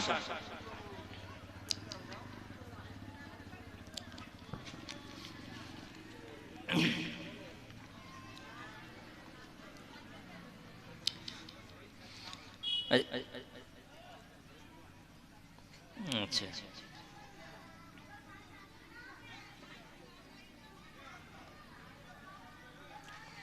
আচ্ছা, এরপরে আসছে ভগবানের সবই লীলা বর্ণনা হচ্ছে এখানে। ভগবানের অতি মানবীয় লীলা। অতি মানবীয় লীলা কি? আমরা সবাই জানি যে ভগবান গোপ বালক হিসাবে বৃন্দাবনে ব্রজমণ্ডলে এই লীলা করেছেন, সাধারণ একটা বালকের মতো। তার বয়স তো খুবই কম, ছোট্ট বালক, কত বড় বড় কাজ করছে। এই কাজগুলোই হলো ভগবানের অতি মানবিক লীলা। মানুষ হিসাবে তিনি আচার আচরণ করছেন, সবার কাছে তিনি মানুষ। সবাই মনে করবে যে এটা নন্দ রাজা মা যশোদার পুত্র কৃষ্ণ, বালক কৃষ্ণ, কিন্তু তিনি যে কর্মগুলো করছেন সেগুলো সাধারণ মানুষের মতো নয়, অতি মানবিক লীলা। একে বলা হয় অতি মানবিক লীলা। এখন এখানে নন্দ বাবা একাদশী তিথিতে, একাদশী করার পর দ্বাদশী তিথিতে তিনি যমুনা স্নান করতে যান। নিত্য এটা ওনার অভ্যাস। দ্বাদশী তিথিতে যমুনা স্নান করতে যান। তা সেদিনে কি হয়েছে, দ্বাদশী তিথিতে যথারীতি যমুনা স্নান করতে গিয়েছেন। সময়টা ওনারা বুঝে উঠতে পারেন যে কত সময়। ব্রাহ্ম মুহূর্তে প্রতিদিন মানে স্নান করতে যায়, তা সে ব্রাহ্ম মুহূর্তে না গিয়ে রাত 2টোর সময় তিনি যমুনায় চলে গেছেন, একাকী 2টোর সময় চলে গেছেন যমুনায়। যমুনায় গিয়ে যথারীতি তার খড়ম, কমণ্ডল এবং যে বস্ত্র আছে সেগুলো রেখে দিয়ে উনি যমুনায় নেমেছেন চান করবে বলে। যেই যমুনার জলে নেমেছে সঙ্গে সঙ্গে বরুণ দেবে অনুচর তারা এসে বাবাকে ধরে নিয়ে বরুণ লোকে চলে গেলেন। তা প্রতিদিন তো স্নান করে, আজকে ধরে নিয়ে গেল কেন? এর একটা কারণ আছে, যে রাত 2টোর সময়, এটা হচ্ছে আসরি কাল। আসরি কাল এই সময় নদী, নালা, পুকুর, দিঘি, সরোবর কোনো জায়গায় নামা যাবে না রাত 2টোর সময়। আসরি কাল এই সময় জলাশয়ে, সে বাড়ির পুকুর হোক বা অন্য কোনো পুকুর হোক, দিঘি, সরোবর, নদী, কোনো জায়গায় নামা যাবে না। এটা হচ্ছে আসরি কাল। এই সময় যদি জলের মধ্যে কেউ নামে তাহলে বরুণদেবকে অসম্মান করা হয়। বরুণ হচ্ছে জলের অধিপতি বরুণদেব, সেই বরুণদেবকে অসম্মান করা হয়। তাই বাবা নন্দদেবকে বরুণের অনুচররা ধরে নিয়ে চলে গেলেন বরুণ লোকে। কিন্তু এই নিয়ম আবার অন্য সময় খাটবে না। কখন কখন খাটবে না? যখন সূর্যগ্রহণ বা কোনো বিশিষ্ট স্নান, এই কুম্ভযোগে যে স্নান চলছে হরিদ্বারে, এই সময় মধ্যরাত্রিতে স্নান করলে এই দোষ ঘটবে না। তাহলে যখন কোনো স্নানযোগ থাকে, চন্দ্রগ্রহণ, সূর্যগ্রহণ বা অন্য কোনো তিথিতে যখন স্নানযোগ থাকে, সেই সময় আবার এই নিয়মটা খাটবে না, তখন কোনো দোষ নেই। এছাড়া অন্য সময়ে ওই 2টোর সময় জলাশয়ে প্রবেশ নিষেধ আছে। তাই যাই হোক, ধরে নিয়ে চলে গেছে বরুণ লোকে। সকাল হয়েছে, বাবা নন্দ বাবা আসছে না দেখে সবাই খোঁজাখুঁজি আরম্ভ করেছে। সব গোপ বালকগণ, মা যশোদা সবাই খুঁজছে, কোথায় গেল কোথায় গেল? বাবা তো প্রতিদিন নদীতে স্নান করতে যায়, চলো যাই নদীতে যাই, দেখে আসি যমুনায়। তা যমুনা কুলে গিয়ে দেখে সে বাবার খড়ম, লোটা, কম্বল, মানে লোটা, বস্ত্র, লাঠি যা আছে সব পড়ে আছে, কিন্তু বাবা নেই। সবাই মনে মনে করছেন বাবা নিশ্চয়ই এই জলে নেমেছিল আর জলের তোড়ে বা জলের টানে বাবাকে ভাসিয়ে নিয়ে চলে গেছে। বাবাকে কোনো জায়গায় দেখা যাচ্ছে না। যখন সবাই এই চিন্তা ভাবনা করে কান্নাকান্নি আরম্ভ করে, সবাই কাঁদছে। কৃষ্ণের কাছে খবর গেল। কৃষ্ণ তাড়াতাড়ি যমুনার ধারে গেলেন, গিয়ে বলছে যে তোমরা চিন্তা করো না, আমি বাবাকে নিয়ে আসছি, তোমরা অপেক্ষা করো। এই বলে কৃষ্ণ ঝাঁপ দিয়ে যমুনার জলে পড়লেন, সোজা বরুণ লোকে চলে গেলেন। গিয়ে বাবাকে বরুণ লোক থেকে বাবাকে নিয়ে উপরে চলে এলেন। যখন নিয়ে চলে এলেন উপরে পাড়ে, যখন এসে বাবাকে নিয়ে দাঁড়ালেন, তখন সব গোপ বালকগণ বলছেন যে কৃষ্ণ, তুমি তো আমাদের মতো সাধারণ বালক, রাখাল বালক, আমাদের সঙ্গে একসঙ্গে খাও, একসঙ্গে খেলাধুলো করো, একসঙ্গে ঘোরাফেরা করো, তাই এই শক্তি তোমার কোথা থেকে এলো? তুমি তো এই লোকের জীব নও, এই যে ব্রজমণ্ডলে তুমি জীব নও, বৃন্দাবনের জীব নও, তুমি কোথাকার জীব? তোমার বাড়ি কোথায়? আমাদের বলতে হবে, সত্যি কথা বলতে হবে। তখন কৃষ্ণ গোপ বালকদের বললেন যে দেখো, তোমরা ঠিকই বলেছ, আমি এই লোকের জীব নই, আমি হচ্ছে গোলক বৈকুণ্ঠ ধামে আমার বাড়ি, গোলক বৈকুণ্ঠ ধাম আমার বাস, সেখানেই আমি নিবাস করি। তা সমস্ত ব্রজ বালকগণ বলছে যে কৃষ্ণ, তা তোমার যে গোলক বৈকুণ্ঠ ধাম সেটা আমাদেরকে একবার দেখাতে হবে, আমরা দেখব কেমন সেরকম জায়গা। আমরা তো বৃন্দাবনে ঘুরে বেড়াই, আমরা ওই গোলক বৈকুণ্ঠ ধাম একটু দেখবো, আমাদের দেখাতে হবে। তো বলছে তোমরা দেখবে? তো বলছে হ্যাঁ, আমাদের দেখাও। তো বলছে ঠিক আছে, তোমরা চোখ বন্ধ করো। তা সবাই মিলে চোখ যখন বন্ধ করেছে, এক মুহূর্তের মধ্যে সবাইকে নিয়ে সেই বৈকুণ্ঠ ধামে হাজির। বৈকুণ্ঠ ধামে গিয়ে যখন চোখ খুলেছে, দেখে যে দিব্য স্থান, গোলক বৈকুণ্ঠ ধাম তো দিব্য ধাম, সেখানে অপূর্ব প্রাচুর্যে ভরপুর, এরকম সাধারণ লোকের মতো নয়, ত্রিপাদ বিভূতি গোলক বৈকুণ্ঠ ধাম। সেখানে গিয়ে সমস্ত কিছু দর্শন করে এদের তো চোখ ধাঁধিয়ে যাচ্ছে যে এত সুন্দর জায়গা, প্রভুর ধাম। কিছু কিছু গোপ বালক বলছে যে চারধারে যখন ঘোরাফেরা করছে দেখে তাদের যেমন ভালো লাগছে তেমনি ভয়ও লাগছে, যে ওদিকে যাব, উড়িষ্যা ওখানে কি ঐশ্বর্য প্রাচুর্য সম্পদ, ও তো আমাদের মতো নয়, এখানে ওদের ভয়ও লাগছে। তা কিছুক্ষণ থাকার পরে তারা বলছে যে কৃষ্ণকে বলছে, কৃষ্ণ আমার বৃন্দাবন ধাম আমাদের কিন্তু খুব ভালো, এখানে আমাদের থাকতে ইচ্ছা হচ্ছে না, আমাদের বৃন্দাবনে নিয়ে চলো, আমরা এখানে আর থাকবো না। তো বলছে তোমরা এখানে থাকবে না? তো বলছে না, আমাদের ভয় লাগছে। হ্যাঁ, তা যাই হোক, তো বলছে ঠিক আছে তোমরা চোখ বন্ধ করো। তো যেই চোখ বন্ধ করেছে পর মুহূর্তেই আবার সেই বৃন্দাবনে যেমন ছিল দাঁড়িয়ে তেমনই তারা রয়ে গেছে।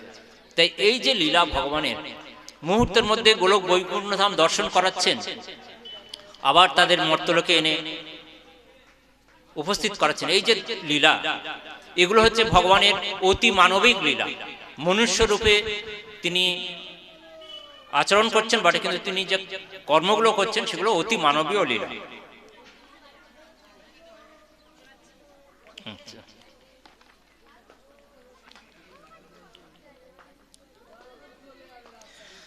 এরপরে আমি যে মূল বিষয়টা আমি ব্যাখ্যা করে বলেছিলাম, একটু মনোযোগ দিয়ে সবাই শুনবেন। রাসলীলার প্রসঙ্গ, রাসলীলার প্রসঙ্গ নিয়ে একটু আলোচনা করব। চিরাচরিত আমাদের ধারণা আছে, ভালো করে শুনবেন, সবাই ভগবান কৃষ্ণকে অপবাদ দেয়। কেন অপবাদ দেয়? বলছে কৃষ্ণ ভালো নয়, কৃষ্ণ চরিত্রহীন। তার কারণ কি?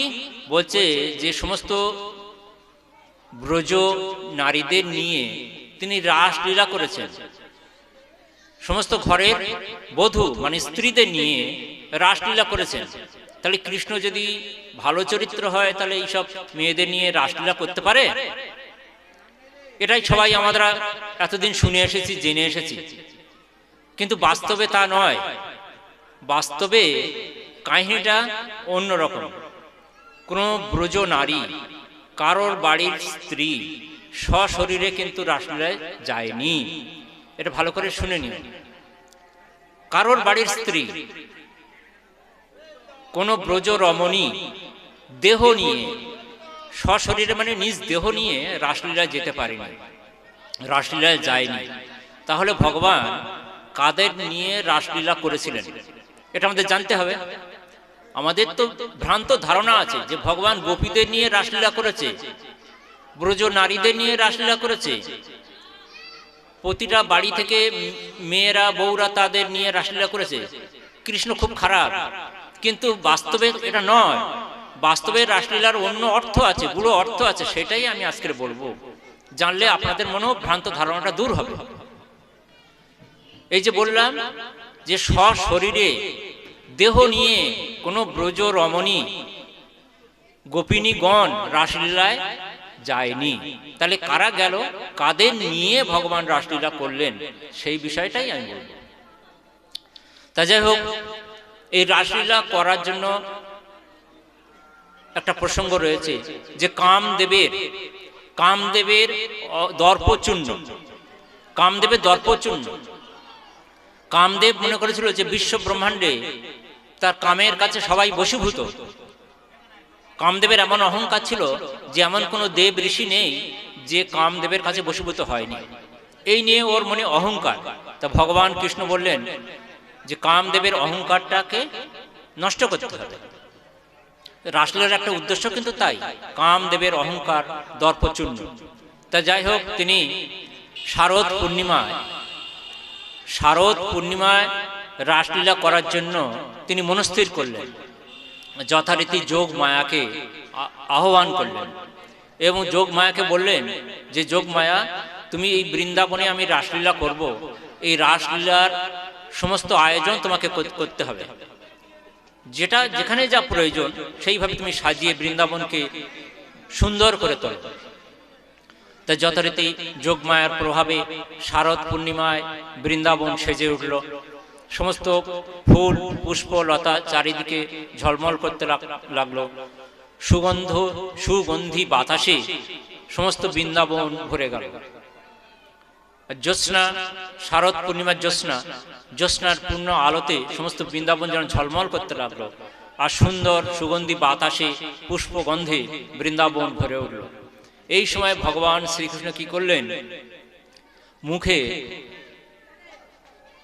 অধর ওষ্ঠে, অধর মানে ঠোঁট বা ওষ্ঠ মানে ঠোঁট, অধরে মধুর বংশী তুলে নিয়ে মধুর ধ্বনি নির্গত করলেন, মানে বাঁশি বাজালেন। তো ভগবানের মুখে যখন বংশীর ধ্বনি বৃন্দাবনে ছড়িয়ে পড়ল, সমগ্র বৃন্দাবন সেই মধুর ধ্বনিতে ধ্বনিত হয়ে উঠল। যখন এই বংশী ধ্বনি গোপীগণ ব্রজঙ্গনাগণ শুনতে পেলেন, তখন তারা উদ্গ্রীব হয়ে উঠলেন ভগবানের কাছে যাওয়ার জন্য। একটু মনোযোগ দিয়ে শুনবেন, না তো এই তত্ত্বটা বুঝতে পারবেন না। একটু মনোযোগ দিয়ে না শুনলে এই তত্ত্বটা বোঝা যাবে না। তা যখন ভগবানের বাঁশির শব্দে, বাঁশির ধ্বনি শুনে সমস্ত গোপিনীদের মন উতলা হয়ে উঠল, তারা পৌঁছে যাওয়ার জন্য চেষ্টা করল। মধ্যরাত্রে রাত 12টার সময় রাসলীলা হবে, মধ্যরাত্রে রাত 12টার সময় রাসলীলা হবে। তা ওই সময় ওই মধুর ধ্বনি শুনে সমস্ত গোপীগণ উন্মনা হয়ে, উন্মাদিনী হয়ে উঠল।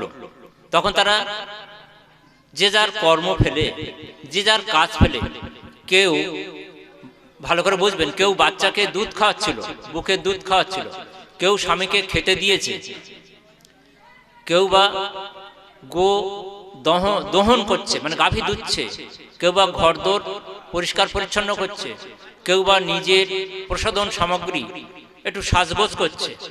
এইরকম পরিস্থিতিতে ভগবান কৃষ্ণ বাঁশি বাজালেন মধ্যরাত্রিতে। আর ওই বাঁশির শব্দ শুনে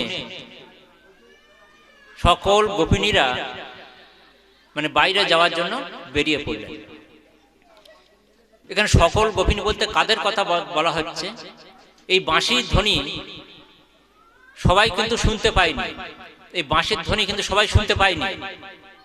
একমাত্র কৃষ্ণকে যারা কান্তা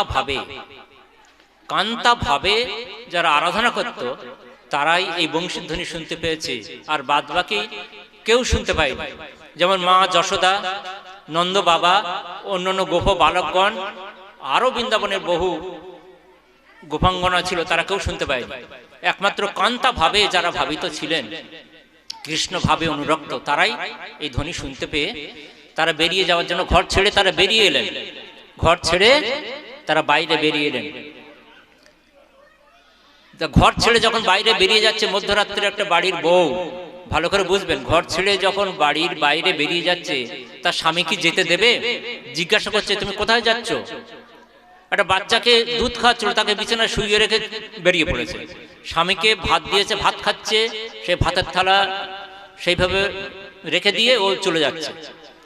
দুধ দুচ্ছে, সেই দুধের ভাঁট টাট সব রেখে দিয়ে ও বেরিয়ে পড়ছে।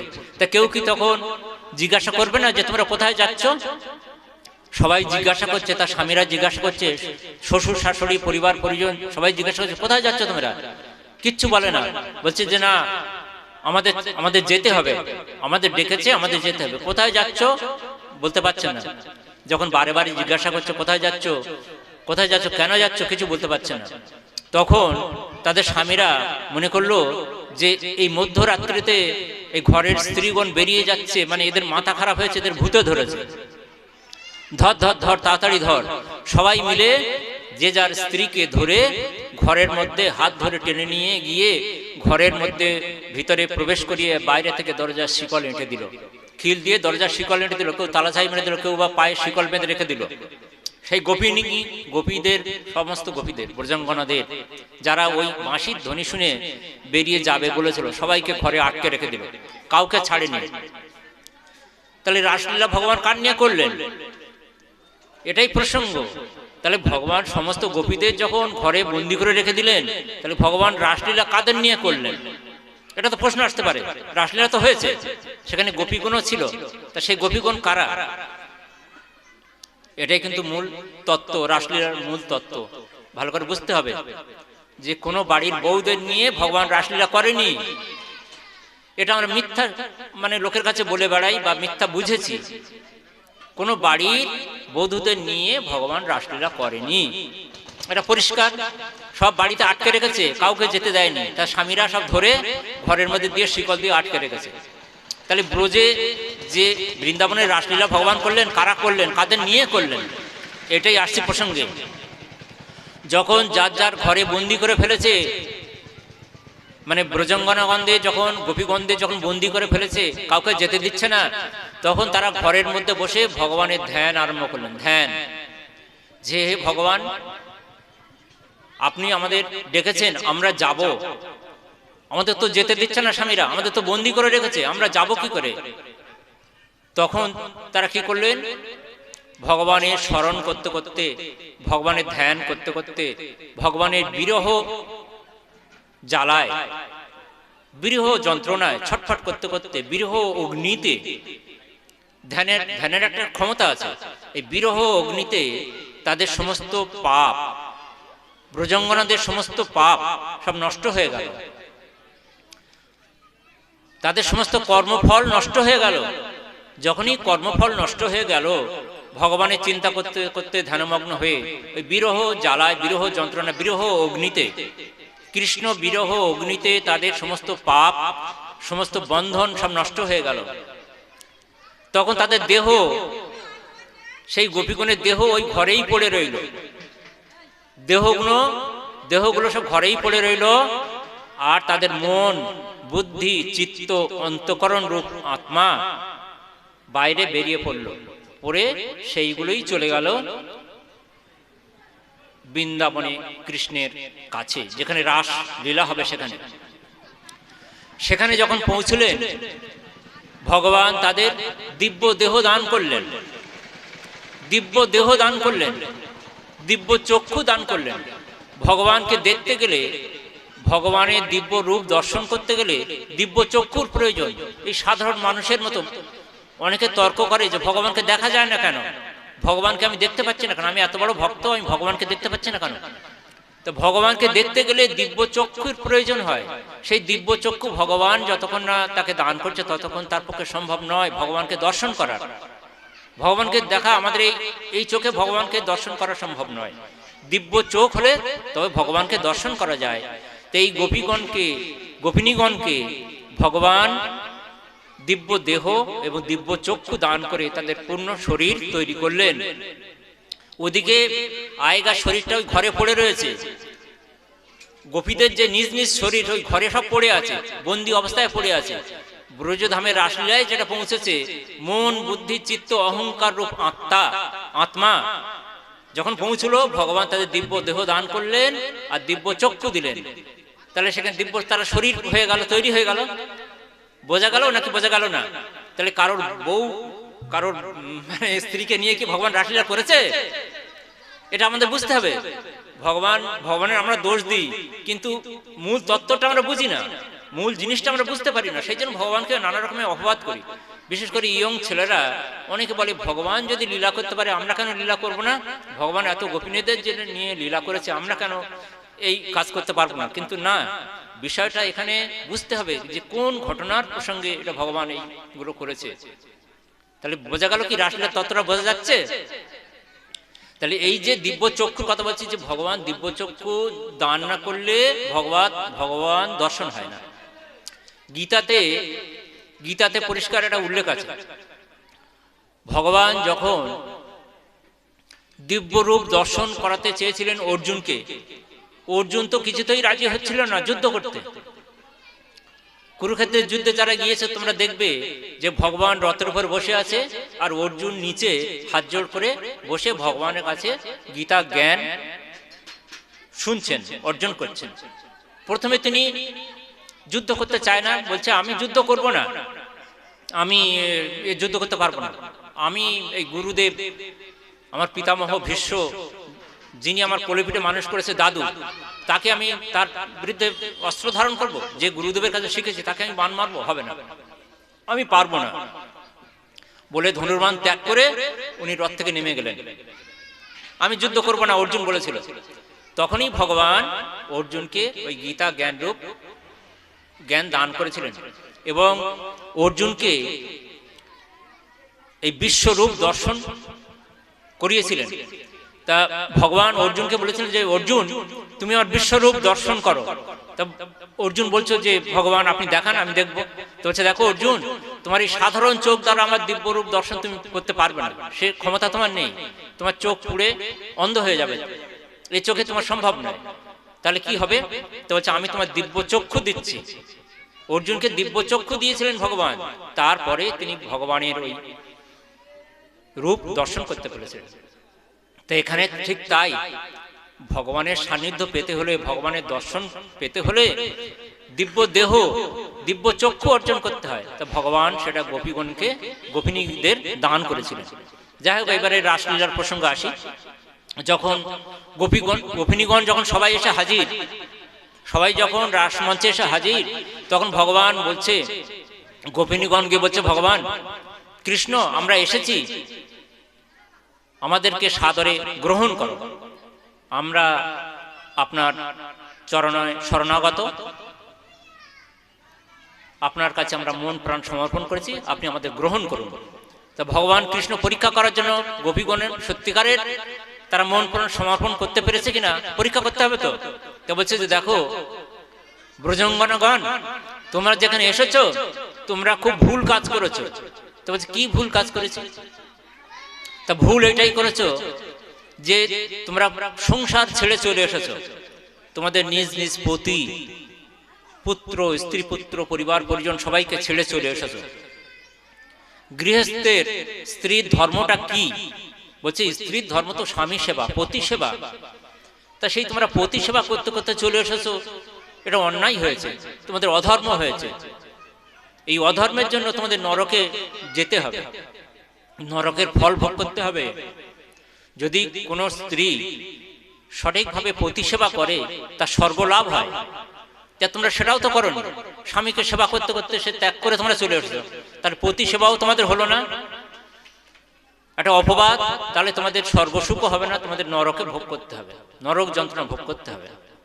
তো বলছে প্রভু আমরা সবকিছু ত্যাগ করে এসেছি, আমরা এই মর্ত সুখ এবং স্বর্গসুখ এটা আমরা কিছুই চাই না, আমরা আপনাকে চাই।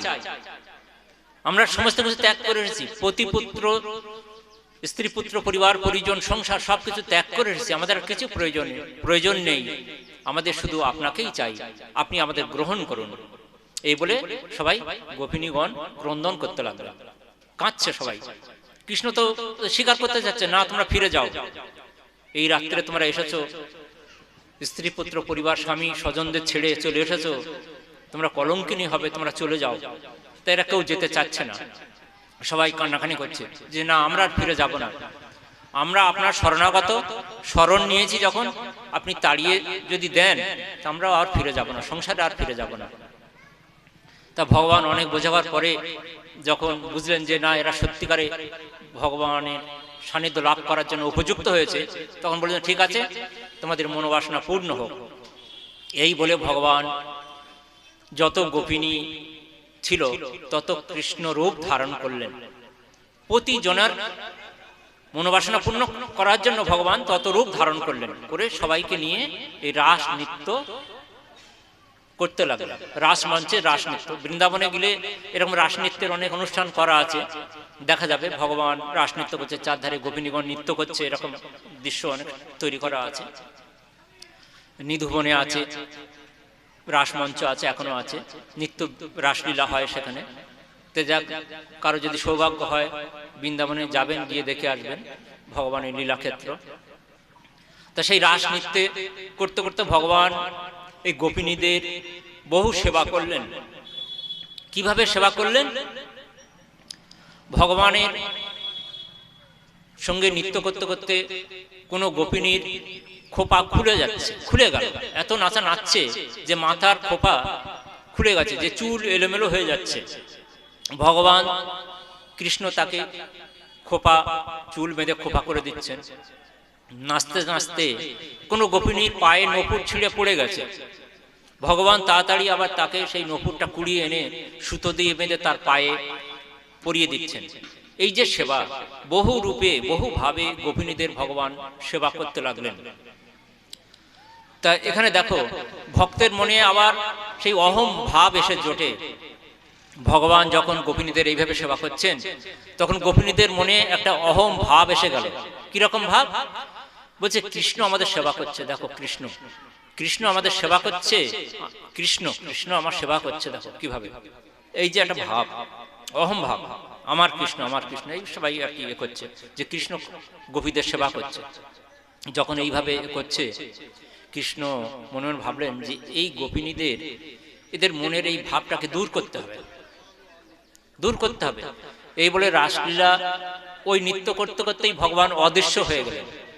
সবাই নাচছে, নাচতে নাচতে ভগবান অদৃশ্য হয়ে গেলেন, অপ্রকট হয়ে গেলেন।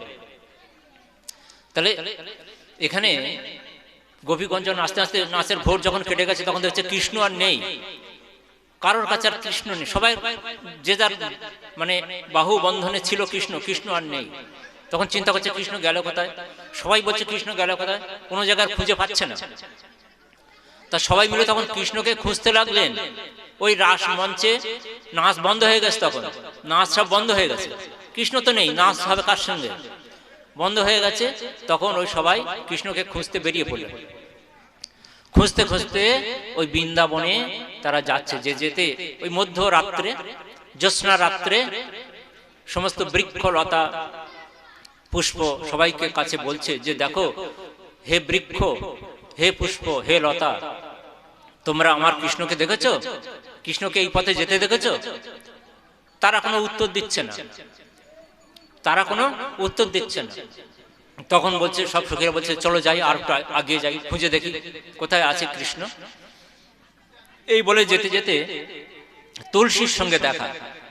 তুলসী, এখন তুলসীর সঙ্গে দেখা যখন হয়েছে তখন তুলসীর কাছে বলছে যে ওহে তুলসী, তোমরা কি আমার কৃষ্ণকে দেখেছ, কৃষ্ণকে দেখেছ? আর এক সখী বলছে শোনো শোনো সখী, ও তুলসী কেন বলবে, কৃষ্ণের খবর কেন দেবে, ও তো কৃষ্ণ প্রিয়সী। তুলসী হচ্ছে গোবিন্দ চরণ দাসী। আমরা গোবিন্দ যখন পূজা করি চরণে তুলসী পাতা অর্পণ করি, তো তাই এক সখী বলছে যে সখী, ও তো কৃষ্ণ প্রেয়সী, গোবিন্দের চরণ দাসী, ও তো চরণে বাস করে, তো ও কেন কৃষ্ণের খবর আমাদের দেবে, ও তো কৃষ্ণের খবর আমাদের দেবে না। আর এক সখী বলছে শোনো শোনো, ও শুধু কৃষ্ণের চরণে বাস করে না, ও কৃষ্ণের মাথায় থাকে, কৃষ্ণের মাথায় থাকে, ভগবানের মাথায় ও থাকে।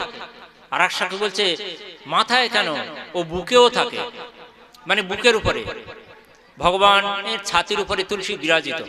শালগ্রাম শিলা, যদি আপনারা দেখে থাকবেন, শালগ্রাম শিলা যখন পূজা করা হয়, পূজার শেষে বা যখন শয়ন দেওয়া হয় তখন শালগ্রাম শিলার বুকের উপরে তুলসী পাতা দিয়ে শয়ন দেওয়া হয়। তাহলে বুকের উপরে তুলসী।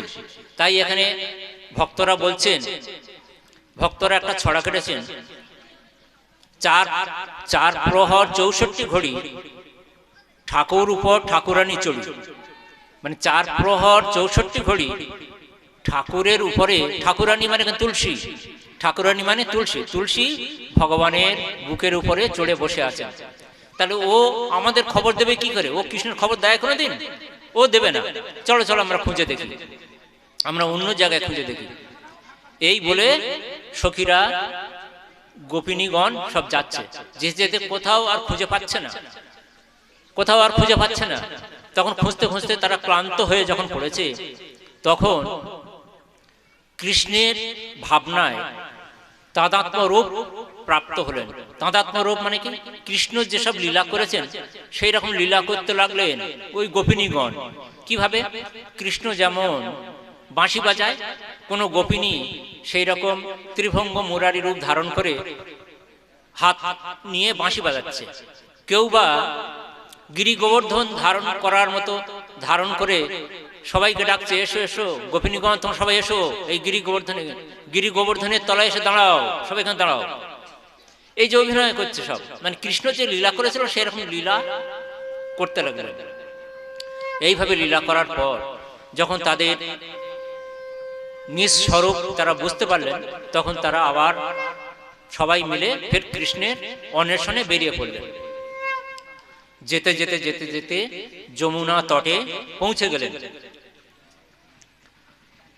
যমুনা তটে যখন পৌঁছলেন তখন দেখলেন যে যুগল পদচিহ্ন, ওই বালুর রাশির উপরে যুগল পদচিহ্ন, যুগল মানে জোড়, দু জোড়া, মানে ভগবান কৃষ্ণের এবং রাধা রানী পদচিহ্ন।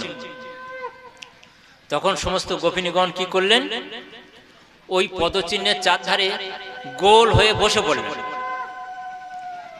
সমস্ত পদচিহ্নের ওই পদচিহ্নের চারপাশে গোল হয়ে বসে পড়লেন। বসে পড়ে সবাই চিন্তা করতে লাগলেন ও বলতে লাগলেন, দেখো দেখো দেখো সখী, এই যে পদচিহ্ন, এই যে পদচিহ্ন যুগল পদচিহ্ন, তাহলে তো কৃষ্ণের সঙ্গে ছিল, এই সখী তো কৃষ্ণের সঙ্গে ছিল, কৃষ্ণকে সেবা করার সুযোগ পেয়েছে ওই একাই, আমরা তো বঞ্চিত হয়ে গেছি, কিন্তু ওই একাই সেবা করার সুযোগ পেয়ে গেছে, এ নিশ্চয়ই রাধা। তাহলে রাধা কি সৌভাগ্যবান, সৌভাগ্যমতী, ও কৃষ্ণকে একাই সেবা করার সুযোগ পেয়েছে।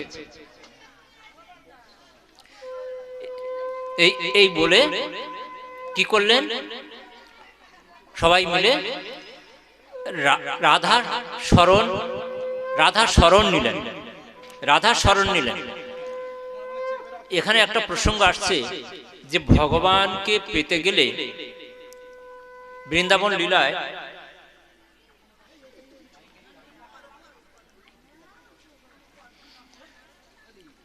ভগবানকে পেতে গেলে আগে রাধা ভজন করতে হবে। বৃন্দাবন লীলা এখানে ভগবান বহু উদাহরণ রেখে গেছেন, বলছে যে ভগবান কৃষ্ণকে পেতে গেলে আগে রাধা ভজন করো, রাধা রানী যদি কৃপা বর্ষণ করেন তাহলে অচিরেই তার কৃষ্ণ লাভ হবে। কিভাবে সেটা বলছে, ওই যে যুগল পদচিহ্ন, ওই যুগল পদচিহ্ন অনুসরণ করে তারা সবাই মিলে এটা উপলব্ধি করলেন। এবারে কৃষ্ণকে তো পাচ্ছে না, রাধারানীকেও পাচ্ছে না, ওরা অন্বেষণ করছে যে কোথায় গেলে কৃষ্ণকে পাওয়া যায়। এই যে যুগল পদচিহ্ন আছে মানে রাধা আর কৃষ্ণ দুজনে এক জায়গায় আছে, এদের ধারণা হয়েছে। এরা খুঁজছে, চারিধারে খুঁজছে, খুঁজতে খুঁজতে এগিয়ে যাচ্ছে। যেতে যেতে রাধার সঙ্গে দেখা, তা রাধার সঙ্গে যখন দেখা হয়েছে তখন রাধাকে বলছে, রাধা তুমি একা কেন? একটু আগে তো আমরা যুগল পদচিহ্ন দেখে এলাম, তা কৃষ্ণ কোথায়, তুমি একা কেন? রাধাও দেখি যে কাঁদছে, এই গোপিনীরাও যখন কাঁদছে রাধাও কাঁদছে। বলছে কি বলবো, কৃষ্ণ আমাকেও ছেড়ে চলে গেছে, কৃষ্ণ আমাকেও ছেড়ে চলে গেছে। এই ভগবান ভক্তের মনে যখন অহম ভাব তৈরি হয়, সেই ভাবগুলো খণ্ডন করার জন্য, তার সেই অহম ভাবটাকে নষ্ট করার জন্য ভগবান এই লীলাগুলো করেছিলেন। তা যাই হোক, রাধারানীর সঙ্গে যখন এদের সাক্ষাৎ হলো, রাধারানীর মনেও কিন্তু অহম ভাব হয়েছিল ওই রাসলীলায়, যেমন এই সখীদের মনে হয়েছিল।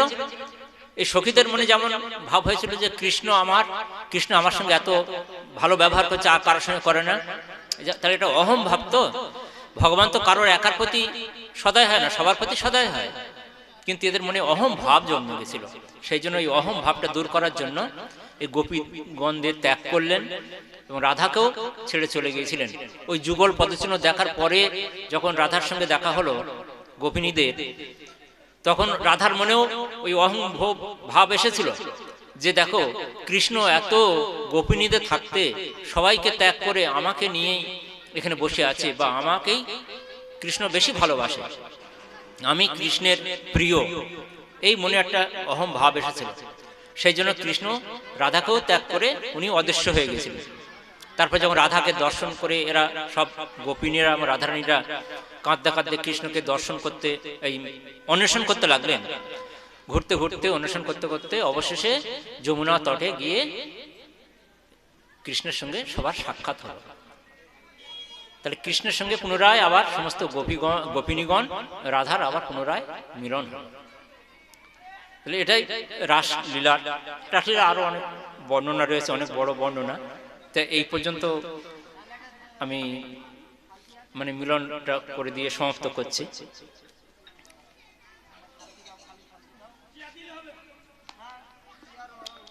আমাদের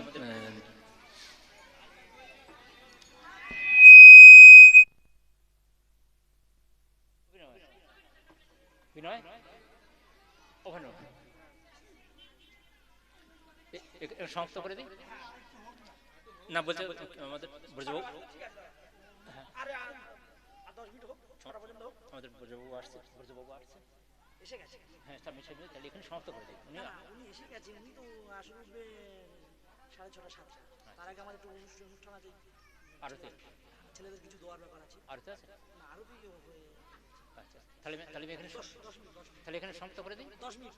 আচ্ছা, তাহলে অন্য প্রশ্ন করবো? হ্যাঁ 10 মিনিট, 6টা বাজে। আচ্ছা আচ্ছা, ঠিক আছে। হ্যালো, যাই হোক, আমি আরো মিনিট 10 আমার একটু সুযোগ আছে বলার।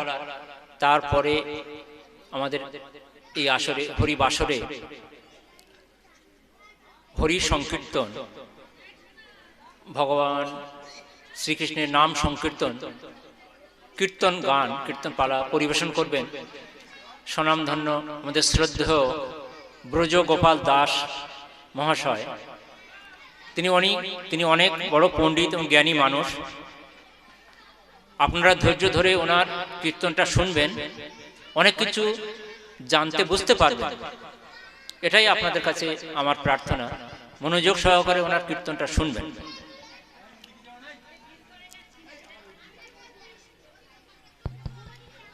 হ্যালো, এবার একটু আমি কিছু নিয়ম কানুন সম্পর্কে কিছু বলবো, কিছু মনে করবেন না। এই কমিটির সাধারণকেও, কমিটির যারা মেম্বার আছে তাদেরকেও বলবো যে ভাগবত কথা কিভাবে শ্রবণ করতে হয়, ভাগবত কথা কিভাবে শ্রবণ করতে হয় সে সম্পর্কে আমাদের শাস্ত্র কি বলছে। মায়েরা একটু শুনবেন, মায়েরা একটু শুনবেন, একটু ধৈর্য ধরে শুনবেন, 10 মিনিট তো একটু শুনবেন। ভাগবত কথা বা হরি কথা কিভাবে শ্রবণ করতে হয় একটু শুনবেন মনোযোগ দিয়ে। আমি গীতার প্রসঙ্গ নিয়ে বলছি। ভগবান শ্রীকৃষ্ণ কুরুক্ষেত্রের মাঠে যখন অর্জুনকে গীতারূপ জ্ঞান দান করেছিলেন, ভগবান কৃষ্ণ রথের উপরে বসেছিলেন আর অর্জুন রথের নিচে হাত জোড় করে বসেছিলেন। যারা কুরুক্ষেত্রের মাঠে গিয়েছেন তারা নিশ্চয়ই এই ছবিটা দেখেছেন। সেই রথ নির্মাণ করা আছে কুরুক্ষেত্রের মাঠে। এখন ওই রথে বসে ভগবান কৃষ্ণ 18 অধ্যায় গীতা যে অর্জুনকে দান করলেন বা বর্ণনা করলেন, অর্জুন সেটা শ্রবণ করলেন। শ্রবণ করার পরে অর্জুনের একটাই উক্তি, অর্জুন বললেন করিষ্যে বচনম তব। ভালো করে শুনবেন, অর্জুন বলছেন করিষ্যে বচনম তব। হে ভগবান কৃষ্ণ, আপনি যা বললেন আমি সেই মতো কাজ করব, আপনার কথা মতোই আমি কাজ করব। করিষ্যে বচনম তব, করিষ্যে মানে করব, বচনম মানে কথা, তব মানে তোমার, আপনার, আপনার কথা মতো আমি সেই কাজ করব, আপনি যেভাবে বলেছেন সেইভাবে আমি কাজ করব। এই কথা শেষ হওয়ার পরে হনুমান এসে ভগবানের কাছে হাত জোড় করে বলছেন করিষ্যে বচনম তব, আপনি যা বলেছেন ভগবান কৃষ্ণ আমিও সেইভাবে কাজ করব। তো বলছে হনুমান তুমি কোথায় ছিলে? আমি যে গীতা জ্ঞান দান করেছি অর্জুনকে তুমিও তো শুনেছো? তো বলছে হ্যাঁ শুনেছি, সব শুনেছি আমি, তা না হলে আমি এটা বলতে পারি করিষ্যে বচনম তব? তো কোথায় থেকে তুমি শুনেছো?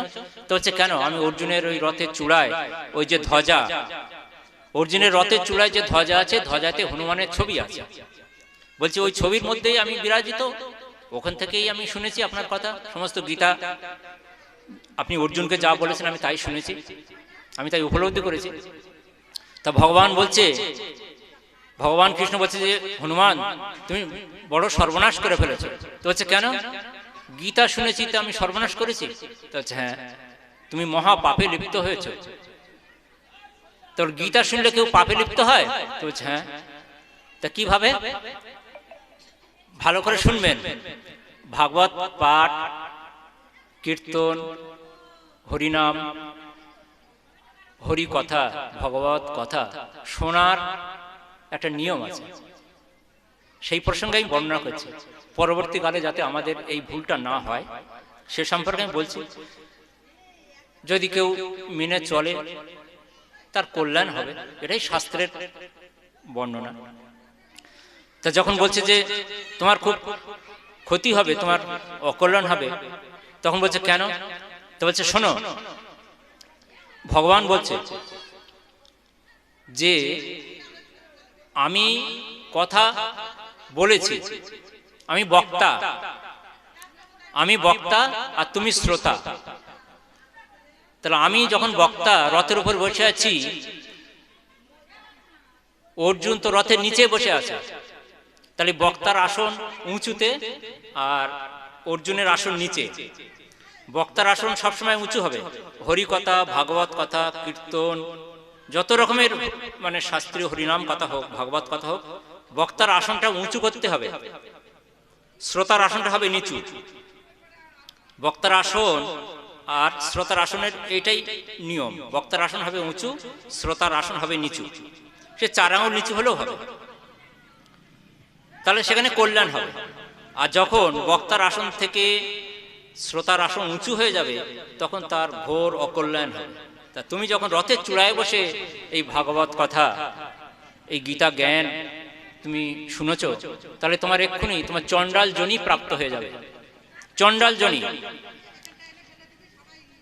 ভালো করে শুনবে, গীতা জ্ঞান অর্জন করার পরে হনুমানের চণ্ডাল যোনি প্রাপ্ত হলো, চণ্ডাল হয়ে গেল, মানে যেটা সমাজের সবচেয়ে নিকৃষ্ট শ্রেণী বলা হয় চণ্ডাল। হনুমান বলছে প্রভু, আমি যদি চণ্ডাল যোনি প্রাপ্ত হয়ে যাই তাহলে এই তো যুদ্ধক্ষেত্র, তাহলে কি করে কি সম্ভব হবে? আমি তো অর্জুনের রথের ধ্বজাতে থাকবো, তাহলে আমি চণ্ডাল যোনি যদি হয়ে যায় তাহলে থাকতে পারবো না। তো বলছে তোমার একটা উপায় আছে, যুদ্ধ শুরু হওয়ার অনেক আগেই তোমার এই কাজটা কমপ্লিট হয়ে যাবে। কিভাবে? বলছে হনুমান তুমি তো সর্বশাস্ত্রে পারঙ্গম, হনুমান কিন্তু সর্ববিদ্যায় পারদর্শী। যেমন বিশাল দেহ ধারণ করতে পারে, আবার ক্ষুদ্র রূপ ধারণ করতে পারে, মহাপণ্ডিত হনুমান। বলছে তুমি এক্ষুনি এই মুহূর্তেই তুমি চণ্ডাল দেহ ধারণ করো, করে চণ্ডাল গীতা রচনা করো, করলে তোমার পাপ নষ্ট হয়ে যাবে। হনুমান কি করলেন? সঙ্গে সঙ্গে এক মুহূর্তের মধ্যে সঙ্গে সঙ্গে চণ্ডাল যোনি মানে চণ্ডাল রূপ ধারণ করে চণ্ডাল গীতা, হনুমান যে গীতা রচনা করেছে তার নাম চণ্ডাল গীতা, সেই চণ্ডাল গীতা রচনা করলেন। করার পরে ওনার পাপ নষ্ট হয়ে গেল, যথারীতি উনি আবার পুনরায় সেই অর্জুনের রথের ধ্বজাতে এসে অবস্থান করলেন। তাহলে যে ভগবত গীতা শোনার ফলেও তার কি ক্ষতি হয় সেটাই বলছে।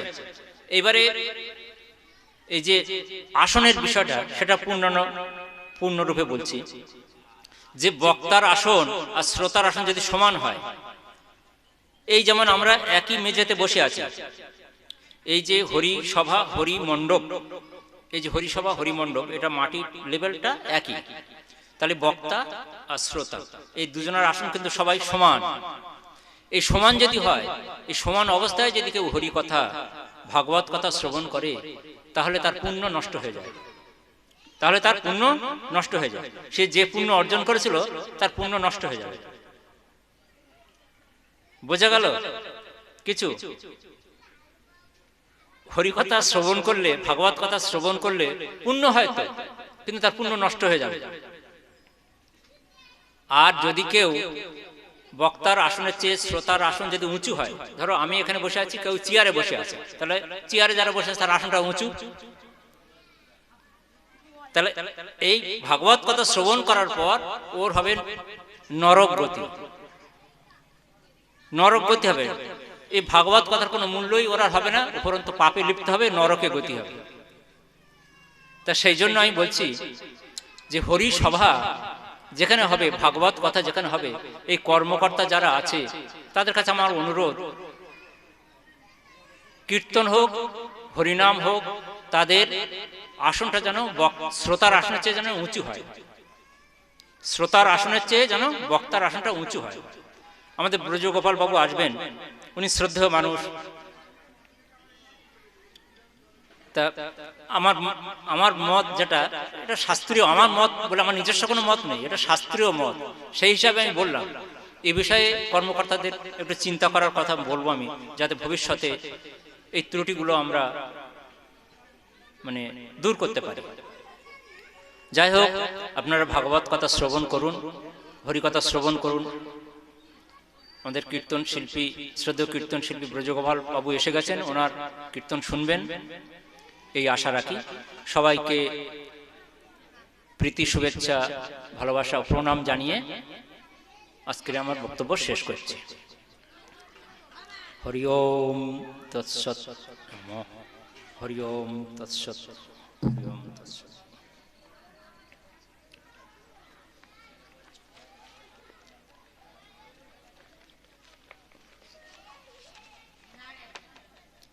ওখানে এটা ওখানে দিয়ে দাও, আর ওটা তোমার মন্দিরে দিয়ে দিও।